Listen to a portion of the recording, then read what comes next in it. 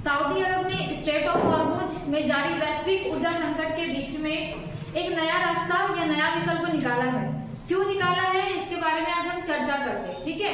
क्योंकि हाल ही में क्या हुआ है, लगातार 20वां दिन चालू है, यूएसए इजराइल के द्वारा जो है ईरान पर अटैक किया जा रहा है। मतलब कुल मिला के जो युद्ध है वैश्विक स्तर पर, उसको देखते हुए ईरान के द्वारा स्ट्रेट ऑफ हॉर्मुज पर क्या बना लिया गया, कब्जा बना लिया गया। इस कब्जे के चक्कर में जो स्ट्रेट ऑफ हॉर्मुज है, वहां से 20 से 25% ऑयल का प्रोडक्शन ऑयल का जो है सप्लाई होता है ना। 20 से 25% जो ऑयल का सप्लाई होता है, उसमें ईरान के द्वारा जो है ये बोला गया कि अगर स्ट्रेट ऑफ हॉर्मुज से कोई भी जहाज अगर जाएगा, है ना, तो उसमें क्या किया जाएगा, अटैक किया जाएगा, मिसाइलें छोड़ी जाएगी। तो वही सभी लोग क्या डरे हुए हैं कि कल को अगर ईरान ने उस टैंकर पर वो मिसाइलें छोड़ दी या कहना चाहिए अटैक कर लिया, तो हमारा तो नुकसान ही होगा ना। उससे बढ़िया कि वहीं रुके रहो, चाहे वो इंडिया हो या अदर्स कंट्रीज हो, ठीक है। तो वह ये है कि ईरान के द्वारा स्ट्रेट ऑफ हॉर्मुज पर कब्जा कर लिया गया है और एक तरीके से देखा जाए तो एक वैश्विक दबाव बना दिया गया है कि अगर ऑयल का सप्लाई इस माध्यम से, मतलब इस स्ट्रेट ऑफ हॉर्मुज से नहीं होगा, तो वैश्विक स्तर पर ऊर्जा संकट उत्पन्न हो जाएगा, ठीक है। तो सऊदी अरब ने क्या किया कि भाई ठीक है, आप हमें जो है स्ट्रेट ऑफ हॉर्मुज से हमें जाने दीजिए। अब हम कहां से जाएंगे, लाल सागर से होते हुए जाएंगे, ठीक है। क्यों, क्या कारण है, तो इसके बारे में थोड़ी सी नोटिस अगर ये करें तो सऊदी अरब जो यूएसए का फ्रेंडली दोस्त है ना, मित्र दोस्त है। तो हुआ ये कि यूएसए द्वारा लगातार ईरान पर अटैक किया जा रहा है, 20वां दिन है, लेकिन ईरान हार नहीं मान रहा। मतलब यूएसए को ऐसा लग रहा था कि नहीं भाई, अगर हम इस पे अटैक कर रहे हैं, ईरान पे अटैक कर रहे हैं, तो 2-4 दिन के युद्ध में वो समझौता कर लेगा और क्या करेगा कि अपने घुटने टेक देगा और बोलेगा कि ठीक है, अब मैं एक नई सत्ता के द्वारा जो है सरकार बनाता हूँ या तुमसे समझौता कर लेता हूँ। ट्रम्प चाचा ने ये सोचा, लेकिन हुआ कुछ नहीं। वो अफगानिस्तान से भागा है, कोरिया से भागा है, वियतनाम से भागा हुआ है ना। तो सऊदी अरब ने क्या करा कि लाल सागर में एक पोर्ट का निर्माण किया, यांबू पोर्ट, ठीक है। और अपने मतलब कहना चाहिए देश में ईस्ट से वेस्ट तक की पाइपलाइन डाली गई है जो 1200 किलोमीटर है, ठीक है। तो इस 1200 किलोमीटर लाइन का अभी निर्माण नहीं हुआ है कि भाई 20 दिन हुआ है और हम लोग निर्माण कर लेंगे। इसकी जो शुरुआत है जब 1980 और 88 के बीच में ईरान इराक युद्ध हुआ था, उन दोनों के युद्ध के बीच में उस टाइम पे भी ईरान के द्वारा स्ट्रेट ऑफ हॉर्मुज पर कब्जा कर लिया गया था, मतलब उसको भी बंद कर दिया गया था उस रास्ते को। तो उसी को देखते हुए सऊदी अरब ने 1981 में जो है ये 1200 किलोमीटर की पाइपलाइन डाली है ना, जो कंप्लीट कब हुई थी 1982 में, है ना। तो इस पाइपलाइन को तो बना लिया गया, लेकिन समस्या ये है कि जो ये पाइपलाइन है 1200 किलोमीटर, ये क्या करती है, 10 मिलियन बैरल का कहना चाहिए उस पाइपलाइन के माध्यम से यांबू पोर्ट तक के जो है उस ऑयल को लेके आ जाएगा। लेकिन अगर मैं बात करूं तो स्ट्रेट ऑफ हॉर्मुज 20 से 25% ऑयल की सप्लाई करती है, मतलब इस स्ट्रेट ऑफ हॉर्मुज से 20 से 25% ऑयल का सप्लाई होता है और यहाँ से मात्र 10 मिलियन बैरल का जो ऑयल का सप्लाई होगा, मतलब मात्र 12% ऑयल का सप्लाई होगा। तो ये विकल्प है ना, समाधान नहीं है स्ट्रेट ऑफ हॉर्मुज का कि कहना चाहिए हम लोगों ने यांबू पोर्ट या लाल सागर से होते हुए जो है हमने ऑयल को सप्लाई तो कर दिए, लेकिन उतनी मात्रा में नहीं हो पा रहा जितनी मात्रा में स्ट्रेट ऑफ हॉर्मुज से हो रहा था, ठीक है। तो इसको देखते हैं सबसे पहले। अब यहाँ पे जो क्वेश्चन है, सबसे पहले स्ट्रेट ऑफ हॉर्मुज लगातार चर्चा में है, तो स्ट्रेट ऑफ हॉर्मुज किसके बीच में, फारस की खाड़ी और ओमान की खाड़ी के बीच में, ठीक है। दूसरी ये चीज कि सऊदी अरब ने यांबू पोर्ट का जो निर्माण किया है, अगर मैं इसकी भौगोलिक स्थिति की बात करूं तो यहाँ पे ये लाल सागर और गल्फ ऑफ अदान, मतलब कि अदान की खाड़ी को लाल सागर से जोड़ती है। लेकिन समस्या ये है कि इस साइड पे स्ट्रेट ऑफ हॉर्मुज पे बैठा है ईरान, है ना, जो रास्ते को क्या कर दिया, ब्लॉक कर दिया, बंद कर दिया है। अब सऊदी अरब ने दूसरा रास्ता तो निकाला, क्योंकि सऊदी अरब सबसे ज्यादा ऑयल का प्रोडक्शन करता है, वहां की जो कंपनी है अरामाको, है ना, वो वहां की सरकारी ऑयल प्रोडक्शन कंपनी है।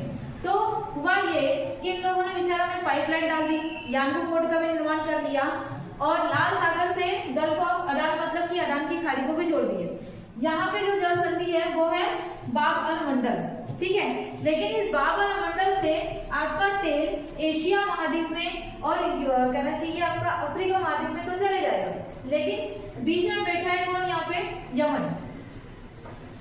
जैसे स्ट्रेट ऑफ हॉर्मुज में कौन कब्जा करके रखा है आपका, ईरान। उसी प्रकार से यमन के जो हुती है, हुती विद्रोही, वहां पे एक शिया और एक सुन्नी समुदाय है ना। तो जो शिया समर्थित है वो ईरान के समर्थित है ना, और जो सुन्नी है वो किसके है, आपके सऊदी अरब के। दो संगठन है मुस्लिम, अगर आप देखो वैश्विक स्तर पे शिया और सुन्नी है ना। तो यहाँ यमन में भी दो समुदाय, एक शिया और एक सुन्नी। तो सुन्नी किसके समर्थक है, आपके सऊदी अरब के, और शिया किसके समर्थक है, आपके ईरान के है ना। तो हुआ ये है कि जैसे ही मान के चलो कि याकूब पोर्ट से लाल सागर से होते हुए कोई टैंकर गया है ना, तो हुती क्या करेंगे, यहाँ पर उन जहाजों पर टैंकर मतलब मिसाइल छोड़ देंगे, अटैक करना स्टार्ट कर देंगे, उसको अपने कब्जे में ले लेंगे। तो ये अभी नहीं है, इन्होंने दूसरा तो विकल्प निकाल लिया, लेकिन हुती जो है 2019 में ये रास्ता बंद हो गया था लाल सागर से होते हुए, जो आपका अफ्रीका महाद्वीप में जो ऑयल जाता था, जो ऑयल का सप्लाई होता था, ये गैस का सप्लाई जो होता था। तो ये हुती क्या करते थे, पकड़ करके उन जहाजों को और मिसाइलों के थ्रू जो अटैक कर देते, जैसे बच्चे लोग खेलते हैं तो वो जो रॉकेट वाले पटाखे नहीं आते थे पहले, वो छोड़ देते थे है ना। तो इस सऊदी अरब के नाम में जो दम करके रखे, एक तो इधर से ईरान है, सबसे बड़ा ऑयल का प्रोडक्शन करता है ये। तो यहाँ पे हुती क्या करते हैं, इस बाब मंडल से कोई भी अगर जहाज जाते दिखा तो वो क्या करते हैं, इन पे मिसाइल के थ्रू अटैक करते हैं या उस पर कब्जा कर लेते हैं। ठीक है, कुल मिला के बेचारा अगर कहना चाहिए सऊदी अरब के पास ऑयल है तो वो दूसरे देशों को बेच नहीं पा रहा है ना। उसके पास टमाटर इतने सारे हैं कि वो जो है किसी और को नहीं बेच पा रहा है ना, ऐसी वाली चीज हो गई यहाँ पर। तो अगर मैं इसकी बात करूं, सऊदी अरब ने लाल सागर में यारमुक पोर्ट का निर्माण किया है, जो आपके वैश्विक ऊर्जा संकट को कम कर सकता है, पूर्ण रूप से समाप्त नहीं कर सकता है ना, कम करेगा। यहाँ का जो ऑयल है वो कहाँ जाएगा, आपका इंडिया में, एशिया महाद्वीप में, आपका अफ्रीका महाद्वीप में, और ऊपर से स्वेज नहर से इजिप्ट वाला जो हिस्सा है ना, वहां से जो स्वेज नहर निकली है उससे होते हुए आपके यूरोप महाद्वीप में चले जाएगा। अब समस्या ये आ रही है कि अगर हुती अभी तक के जो हुती ने किसी भी प्रकार की गोलाबारी और अटैक नहीं किया है, यहाँ पर अगर मैं बात करूँ इसराइल पर, लेबनान हिजबुल्ला जो है उन लोगों को लगातार इसराइल पर अटैक करते जा रहे हैं, ईरान अदर्स कंट्रीज पर अटैक करते जा रहा है ना। सीरिया के जो कहना चाहिए वैश्विक आतंकवादी संगठन है वो इसराइल पर अटैक करे, लेकिन अभी तक के हुती ने किसी प्रकार का अटैक नहीं किया, जबकि हुती जो है वो ईरान समर्थित है। अब ये पता है कब अटैक करेगा, उसको पता तो चल गया है कि इन्हें मतलब लाल सागर से होते हुए कोई भी जहाज जाएगा तो ईरान क्या करेगा, चल भैया तो मेरा दोस्त है, चल उनके ऊपर अटैक कर, अभी तक कि तू शांत बैठा था। मतलब उसको इसीलिए शांत बिठाया गया था कि अगर सऊदी अरब द्वारा दूसरा नया विकल्प निकाला जाएगा तब क्या करना, तू चालू हो जाएगा है ना। अब इस पूरे वैश्विक स्तर पर जो युद्ध की स्थिति बनी है, क्योंकि हाल ही में भी जो 20वां दिन चालू है ना, तो उससे यूएसए पूर्ण रूप से जो अलग थलग दिखाई दे रहा है। अलग थलग मतलब कोई भी देश जो इसकी हेल्प नहीं कर रहा है ना। अगर यहाँ पे अगर बात करें तो स्टेट ऑफ हॉर्मुज से चाइना को ऑयल सप्लाई हो रहा है ना। न्यूज मीडिया रिपोर्ट के अनुसार ये समझ में आ रहा है कि ऑयल की जो सप्लाई है वो चाइना को हो रही है। अभी हाल ही में इंडिया के द्वारा जो विदेश मंत्री है एस जयशंकर के द्वारा जो समझौता किया गया, क्या समझौता है उसमें थोड़ा मंथन करना पड़ेगा है ना। उसके माध्यम से हमारे पे 3 जो ऑयल टैंकर से है ना, जहाज वो पहुंचे, गैस के कुछ जहाज पहुंचे हुए हैं 2, तो वो मतलब कहना चाहिए पूर्ण रूप से समाप्त तो नहीं करेगा, लेकिन जो क्राइसिस है उसको थोड़ा थोड़ा कम करने की कोशिश कर रहे हैं है ना। और बाकी जो कंट्रीज है उन लोगों को तो जाने नहीं दे रहा है ईरान, बोले वो क्या कर रहे हैं, यूएसए का साथ दे, लेकिन यूएसए का साथ ना तो नाटो दे रहा है ना कोई अदर कंट्रीज दे रही है ना। ईरान का लगभग मतलब कहना चाहिए साथ देते जा रहे हैं, चाहे वो रूस हो चाहे वो चाइना हो, इंडिया तो नहीं दे पा रहा है। ठीक है, तो कुल मिला के इस युद्ध में वैश्विक जो कहना चाहिए ऊर्जा संकट है वो उत्पन्न हो रहा है। अगर समय रहते हुए अगर इसको समाप्त नहीं किया गया या किसी प्रकार का शांति समझौता नहीं किया गया तो वैश्विक स्तर पर जो ऊर्जा संकट है वो लगातार क्या होता जाएगा,